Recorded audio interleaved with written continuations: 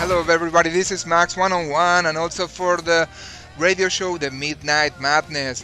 I'm here today with a special guest, Chris Luca. He is from the band Killset, and they just released a new song that is called Closure. But also, they're working in new songs and new videos, and we're gonna talk about it. Hey, Chris, how you doing?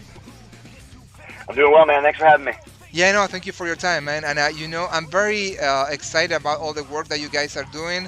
I watched the video on YouTube, for Killset, the closure, and that's pretty cool. Tell me about it. Tell me all what you guys are doing right now, in terms of new singles and new videos, please.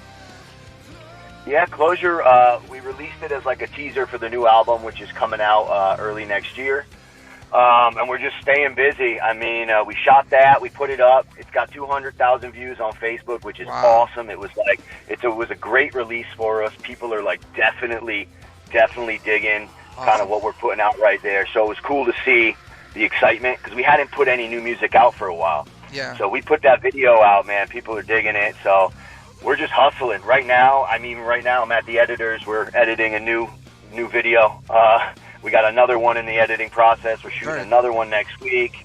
So just got a ton going on. We're staying busy, getting ready for the new year.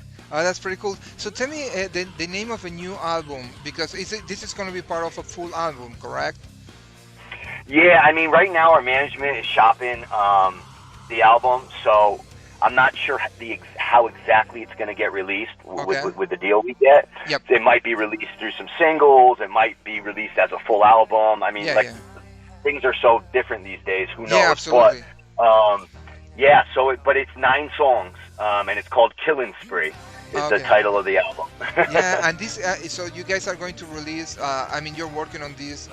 This is an ongoing project, right? And the previous album came out in 2017, correct?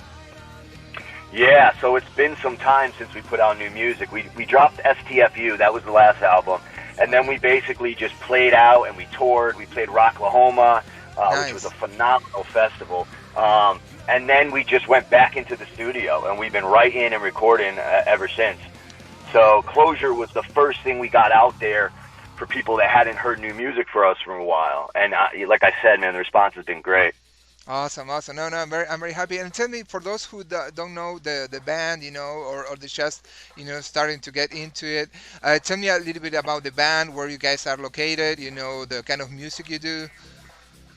Yeah, we're a LA-based band. I'm originally from the East Coast. Nice. I moved out to Hollywood Cool, man. 14 years ago, and I had done a bunch of different things in music and certain levels of success, and these guys were already a band out here, and they were looking for a singer, and I just come off tour, and that band I was in, although that did well, it kind of like imploded. So I told these guys, they said, come out and jam. They're great, definitely like great musicians, great live show. They were already like a really cool, tight unit. They knew each other for like 15 years. Oh, wow. So it was awesome for me to just jump into it and already have these guys that were so in tune with one another. And then I could just get up there and do my thing, Yeah. So now we've been together as a band for about 6 years. We got 2 records under the belt. And we're just playing out, and we do really well on the West Coast. We're trying to branch out and get some tours going in the new year. Okay. We just got a booking agency that's working with us that does huge tours and stuff. So everything's going well, man. We kind of finally hit our stride here. Hey, yeah, also I'm very excited, man. I'm very excited also about the music. You put out there very cool music, bro. But tell me about the other members of the band. Right, we got James Joss Dillion, he's the drummer, and he does Back and Screams live and on the records. We got Mark Baker, he's the bassist, and we got Dave Comer, the guitarist. And that's the band, and then me, just 4 of us. Cool. Yeah. And then tell me about the influences, because I'm pretty sure these guys been together for 15 years, but probably you came out with you joined with different influences. How did your influences, affected the band, or not affected, but maybe changed the band, or the guys say, oh, this is cool, we can implement this into the band, Yeah. So these guys, what's cool about the guys in the band is everyone's really like diverse with their music styles. Like, you know, certain people like different things, but everyone's really open to trying, you know, those other things. So that's why we're able to write such like diverse albums and tracks that are, you know, they have these twists and turns in them because everyone's open to it. Yeah.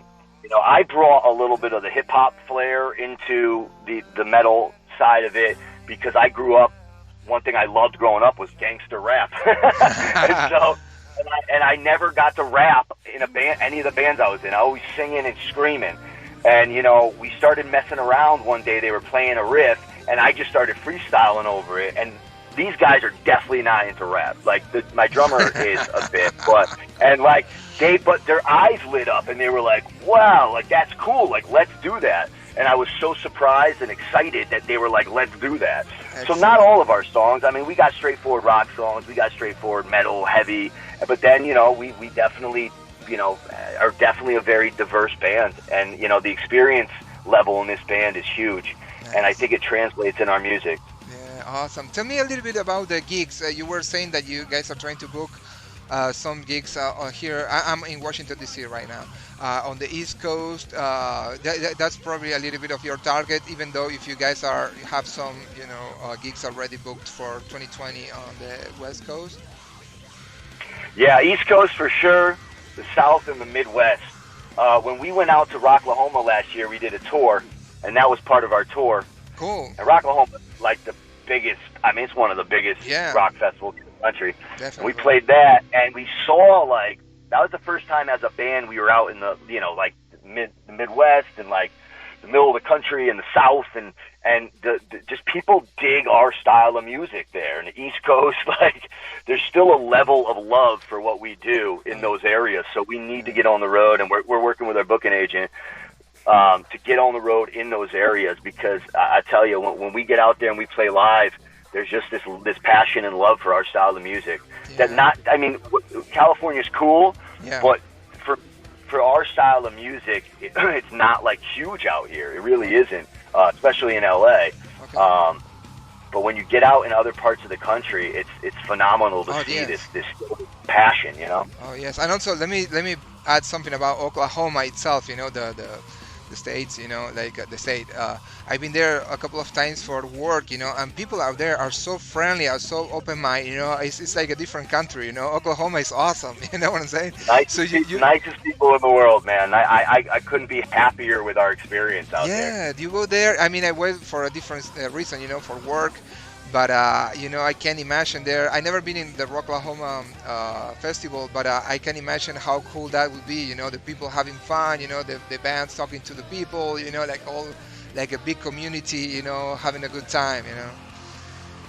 Yeah, I mean, we got off stage, and then we literally, like, were just at our merch table hanging out with people for, like, 4 hours. Wow, that's awesome. Like, just straight, and, like, and just chatting it up and taking pictures and just having like a great experience with these people. Oh, I really, like I said, nicest people in the world. No, I agree, definitely.